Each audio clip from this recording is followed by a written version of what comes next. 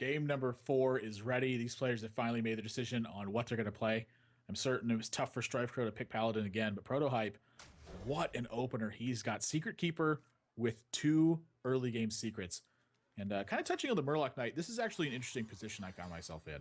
I was playing a mid-range build of Secrets Paladin with Amnesia early on. We found that if we stabilized and got to a Murloc Knight and were able to activate it in this matchup, that we were outright winning the game. And it just became a very strong value war where if you had a hand, kind of like StrifeCro's is right now, turn 1 shielded minibot into some action afterwards, you were able to run away with it. But something that he's got in this deck that we didn't have is he's got 2 Quartermasters, Lotheb, and a lot more mid to end game. And so we were actually answering stuff a lot more efficiently just because we had more early game cards in our deck. We were also playing a Secret Paladin deck. We just were playing more mid-range version. StrifeCro doesn't have access to those tools. So he's going to find himself in spots where Divine Favor is potentially blowing him out of the game. And then he also just isn't able to answer everything adequately. I mean, look at Underkeeper here. It's a 3-4 on turn 2, and there's utility behind it. Mm-hmm. I think the main thing is, though, if you're able to stabilize, you win. Murloc Knight or not in this matchup as the mid Paladin. I actually don't like this opening hand from ProtoHype.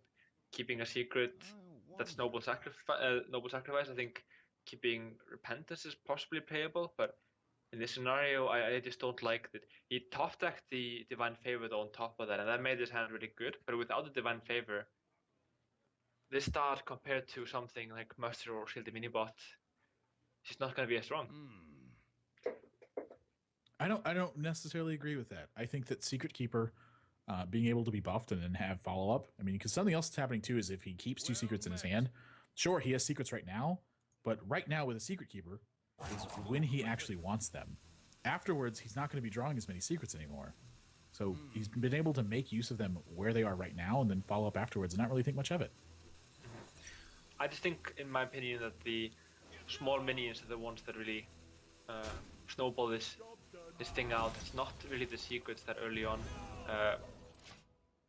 So it comes down to, let's say that ProtoHype didn't have Divine Favor right now.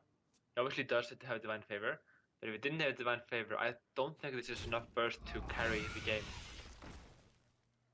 I feel if he didn't have the Divine Favor, I feel like StrifeCro would be ahead. You could be right. This is actually an interesting decision for ProtoHype at this point now, is whether or not he trades.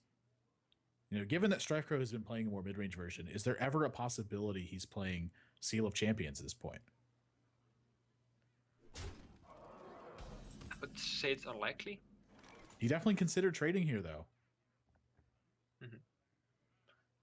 I think, yeah, it's quality, no question. It's a rare scenario. But yeah. It's rare. I don't blame ProtoHype for not making this call, and now Divine Favor comes down. Lotheb, Consecrate. Lotheb 25 is obviously going to be brilliant, but now StrifeCro is half a tempo ahead, which is not where you want to be as ProtoHype. But that's just the thing. Spending your turn 3 on only drawing cards is not where you want to be with an aggressive deck. You want to top deck this later on, and the tempo lost here may be too much. I mean, if StrifeCro is ahead on tempo, he just wins the game. And he's going to play a Paladin Sweater right now and stabilize. Yeah, I mean, ideally, you know, you have a threat out after you've played, when you play Divine Favor, ideally you have a threat out still. In this spot, there is no threat, so it's just draw cards and go. That's not what his deck wants to do. Yeah. That's the thing. He just simply wasn't enough that one Secret Keeper and the secrets to carry ProtoHype. He just fell behind. It's obviously not over, but things, I think from here, StrifeCro has 2 Aldors, and those are going to be huge tempo swings. He just have Tyrion, and he just have more taunts, which is going to be nice in this matchup. His health total is also very much playable here.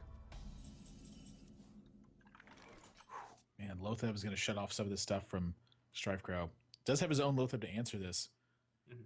So to me, I look at this position and I wonder, how does StrifeCro actually stabilize this? Because what I see happening is him being able to fight each threat that ProtoHype's throwing at him right now, but not actually able to recover this board state? You know, where does the recovery turn happen? That's what I look at this game and I wonder where it's headed. I feel you would be right if this was Hunter versus Hunter and you had kill commands, something like that, or I guess more aggressive weapons than True Sliver really is. I feel like he can just play Lothep into, let's say, Owl or Juggler Shredder and trade. Maybe Prototype starts going face, but then he also falls behind in the value game. 21 health is pretty safe in my opinion. But I think my reasoning behind wanting to, my reasoning behind wanting to go for Lothep here is if you go for Lothep and trade into the Hunter Creeper, he can't go Kings on that and really zoom ahead here. ProtoHype continues to get some heat in his draws. Consecrate, it has to be the first play down, here. Yeah. Mm-hmm. Put this apple on your head. Whoa, yeah, okay, had to come down. Don't like playing the Juggler first though. Don't think there's any merit to that. Mana Wraith is the one I'm thinking of. It's always the one I'm thinking of. I think you go partly face here. Really? Am I crazy enough to? I mean, you have the Cog Hammer and the Kings for the following turn. I think that's why I want to trade, is because my hand is so strong. Like if I keep a minion out, how is he winning? I can see it both ways, honestly, because the attack is largely forced from StrifeCro in that position. And so he just drops to 14, and then you have, I mean, that's a strong reload. That's honestly a very interesting turn to look at. That one looks a lot more simple, I think, than it actually is. Protecting the Knife Juggler, I think, has a ton of merit, but so does applying the pressure. Mm-hmm. Yeah, I absolutely agree. But with this hand, it's going to be way stronger for ProtoHype. Because StrifeCro didn't have a good answer, it's going to be way stronger for StrifeCro to just, I guess, sit on... Okay, well, let's actually... It's still a pretty darn strong play either way. It's gonna be tough for StrifeCro to climb out of this position. You know, again, just he was able to answer stuff as the game was panning out, but just did not have enough to actually swing the game back in his favor. Had to commit to a turn with multiple 2 health minions out. Gets punished by a consecration from ProtoHype. Yeah, the thing is also is Divine Favor. He drew into so many bulky cards. He didn't draw into, I think, one secret, even. Yeah, I don't think he drew into one secret. That maybe Competitive Spirit, but overall, the cards he drew into were so bulky. That's the other thing too. Yeah, his card quality stayed very, very high. Because generally, if you get 2 or 3 secrets out of the 5 cards you're drawing, you just end up in the same position very, very soon. But yeah, this seems to be just enough. Yeah, I don't see a way out of this. The anti-healbot's going to heal him up to 15, but that is not enough. Yeah, he's just. Oh, he does have. He isn't dead on board, I guess. This is 14 damage. It's on board, so he does stay alive based on what's happening here. Would be a 25% chance with one of the activations, but Consecration is going to close this one out. We are going to our 4th game, number 5 of the day. Gosh, I love how close it's been, and this is really sort of a big talking point for how close and how stacked the players in this pool have been.